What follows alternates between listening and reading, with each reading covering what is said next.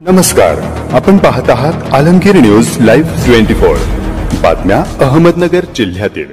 नमस्कार, मी भाग्यश्री पाटील, सचिव जिल्हा विधी सेवा प्राधिकरण तथा दिवाणी न्यायाधीश वरिष्ठ स्तर। न्याय सर्वांसाठी हे जिल्हा विधी सेवा प्राधिकरणाचं ब्रीद आहे। या जिल्हा विधी सेवा प्राधिकरणाच्या उपक्रमाचा भाग म्हणून येत्या 27 जुलै रोजी जिल्ह्यातील सर्व न्यायालयांमध्ये लोक अदालतचं आयोजन करण्यात आलेलं आहे। त्याचप्रमाणे दिनांक 29 जुलै ते 3 ऑगस्ट या दरम्यान माननीय सर्वोच्च न्यायालयामध्ये विशेष लोक अदालतचं आयोजन करण्यात आलेलं आहे। त्यामुळे माननीय सर्वोच्च न्यायालयामध्ये या जिल्ह्यातील ज्या पक्षकारांची तडजोड योग्य प्रकरणे दाखल आहेत त्यांची प्रकरणे देखील तडजोडीने मिटवण्याची संधी त्यांना उपलब्ध झालेली आहे। अशा पक्षकारांना जिल्हा विधी सेवा प्राधिकरणाच्या नोटिसा यापूर्वीच प्राप्त झालेल्या आहेत।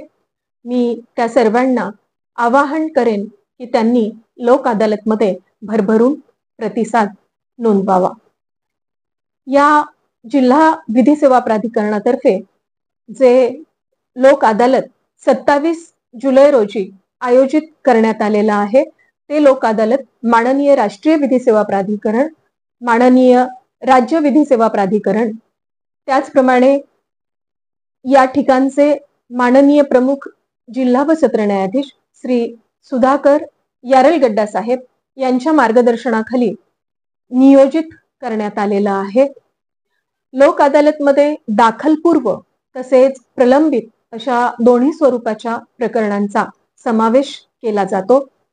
फौजदारी स्वरूपाची प्रकरणे, दिवाणी स्वरूपाची प्रकरणे, तसेच ग्राहक तक्रार निवारण केंद्राकडील प्रकरणे, कौटुंबिक न्यायालयाकडील प्रकरणे, कामगार न्यायालयाकडील प्रकरणे तडजोडीने मिटवली जातात।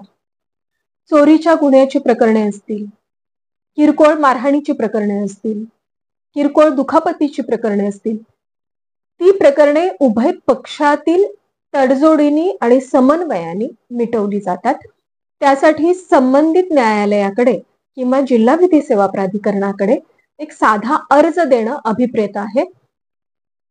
लोक अदालतमध्ये प्रकरण निकाली काढल्यानंतर पक्षकारांचा दुहेरी फायदा होतो। लोक अदालतमध्ये जे प्रकरण निकाली निघतं त्याच्या विरुद्ध अपीलाची तरतूद नाही। त्याचप्रमाणे लोक अदालतमध्ये प्रकरण मिटल्यानंतर उभय पक्षामध्ये कुठलीही कटुता राहत नाही। वेळ, पैसा, श्रम तिन्हीचीही बचत होते। पक्षकारांचा होणारा मनस्ताप टाळला जातो। एक सामाजिक सौहार्द, सामाजिक सलोखा अबाधित ठेवण्याचं काम लोक अदालत करते। करून जावे असे काही या दुनियेमध्ये येताना गहिवर साऱ्या जगास यावा निरोप शेवटचा देताना। आपण दैनंदिन आयुष्य जगत असताना आपले शेजारी असतील, समाजातील अन्य घटक असतील, त्यांच्याशी जर सलोख्याची, संवादाची भूमिका ठेवली तर वादाचे प्रसंग फारसे उद्भवणार नाहीत।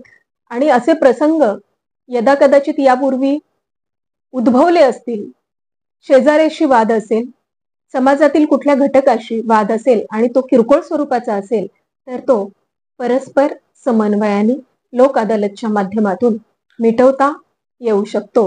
हे विश्वची माझे खरं असं सांगणाऱ्या संतश्रेष्ठ ज्ञानेश्वरांचे आपण वारसदार आहोत। त्यामुळे या विश्वामध्ये, या समाजामध्ये जो सलोखा आहे तो परस्पर समन्वयानेच अबाधित राहणार आहे।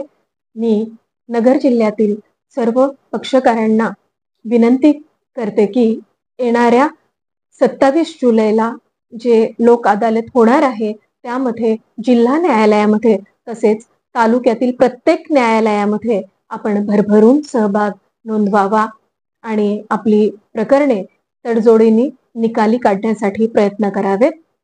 मी या ठिकाणी आमच्या सर्व वकील संघांचे सुद्धा मनापासून ऋण व्यक्त करते, कारण प्रत्येक लोक अदालतमध्ये आमच्या जिल्ह्याच्या त्याचप्रमाणे तालुका स्तरातील सर्व वकील संघांचा अगदी भरभरून सहभाग असतो. शासकीय यंत्रणा, जिल्हाधिकारी कार्यालयाकडील जमीन वाटपासंदर्भातील जी प्रकरणे प्रलंबित आहेत, ती प्रकरणे, महसुलासंदर्भातील काही प्रकरणे असतील तर ती प्रकरणे, SP ऑफिस अर्थात पोलीस अधीक्षक कार्यालयाकडील काही प्रकरणे, जिल्हा परिषदांकडील, ग्रामपंचायतींकडील प्रकरणे, या सगळ्यांचा अंतर्भाव लोक अदालतमध्ये होतो आणि सर्व शासकीय यंत्रणांचा लोक अदालतला कायम भरघोस पाठिंबा राहिलेला आहे. महानगरपालिकेने देखील लोक अदालतमध्ये सहभाग नोंदवलेला आहे. मी या सर्व घटकांचे मनापासून ऋण व्यक्त करते. धन्यवाद.